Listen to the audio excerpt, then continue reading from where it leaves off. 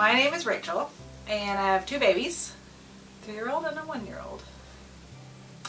And I chose Central Texas Birth Center because I Googled birth centers in my area, and this was one of them.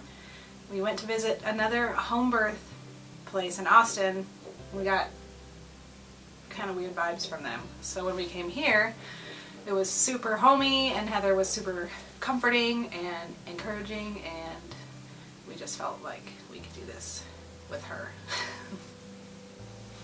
I don't want to get in the car when I'm in labor. And I didn't want to get in the car with the newborn. So, since I didn't know what labor felt like, and I didn't know how the sitting position would be, I guess, I didn't want to have to do anything that wasn't just super comfortable. I started out with my OB with my first pregnancy, and I was pretty unhappy with everything there for 3 months.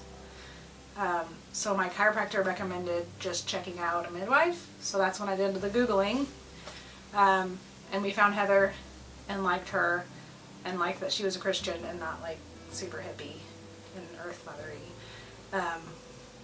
Because I was terrified of birth and had always been. But the more that I learned from Heather and Kate at the time, the more that I couldn't do it another way. Like, I can't unlearn how good it is for babies to not be medicated and to not have interventions that are unnecessary. And so I just wanted the best thing for the babies, even if it was going to be hard. But even then I learned that it wasn't going to be, you know, a life or death situation for me, like I had always feared, and it wasn't going to be in a cold hospital room, temperature-wise and emotion-wise. Well, since I've had 2 kids, I know that it's not for everyone, and I wouldn't say that everyone should do a natural birth or a home birth. I just think a mama should do whatever is going to make the healthiest, happiest outcome at the end for mama and baby and everybody. Because if I was in a hospital during my second, I think I would have definitely gotten an epidural.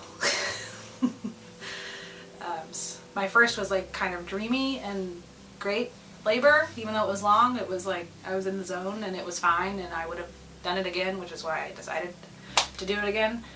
My second was a little bit different, so I think mamas should read up all they can and then make the best decision. As far as like emotional support during pregnancy, they're super great. You have an hour at your appointments, and so just having like a conversation about your fears and whatever. And Heather actually like told me to name my fears because that does something. What stops them from having power? I don't know. But so they help you with like the emotional part of it, getting ready for birth. Give you a lot of options, like, you know, what are options for going into labor. Here's what sweeping your membranes is, and here's what black cohosh and all of those weird things do, and here's castor oil, and, you know, here's all the physical stuff, acupuncture, chiropractic, spinning babies, just so many options that I feel like I would not have gotten from an OB. Because I didn't go into labor naturally either time. So we did all the things. And the fact that you can like call them or text them or email them and they respond really quickly is super great, especially for a pregnant mom. And one of the reasons I left my OB was because I called and I had spotting or something. It was usually something really tiny, and they couldn't answer any questions on the phone. I had to come in. So I had to leave work, get a sub, drive down to Austin, get an ultrasound every single time. It was frustrating. But whenever I would call or text Heather or Kate, they were always really calm, and nothing was alarming, and it didn't make me feel like something was terribly wrong. And usually they would ask more probing questions to figure out what was going on, and so they probably knew what was going on, and they could then tell me, like, it's going to be okay, but look for this, this, or this, and call me back if you see one of those things. And then in labor, you can text them too, and then, or if you have a doula, your doula can text them so that they know when to come to your house, or they tell you when to come to the birth center, or whatever. And then when they're at your house during labor, they're just like comforting moms that are kind of also invisible to let you do your thing.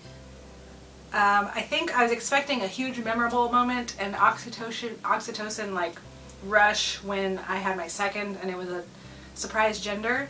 I was expecting like super great hormones from birth and then even more from finding out the gender, and I was surprised by not even caring at all what the gender was. Heather had to remind me, let's find out what it is, like after she was in my arms for quite a bit of time, I felt like. I was terrified of birth for always, and I even had a surrogate lined up, jokingly, so that I would never have to give birth. But Heather really changed my mind, and so I think if you're just scared and you still want to do hospital birth, just come talk to Heather. just like say you want to tour, but then just, you know, get her wise words and encouragement, because I left my tour, you know, having known her for like a whole 30 minutes or an hour, like empowered. She told me I could do it, and I believed her, and then I like went home and kept believing her. So that was really great, because I was definitely terrified of birth. And so if you're going to be a new mom, just come talk to these people if you're scared.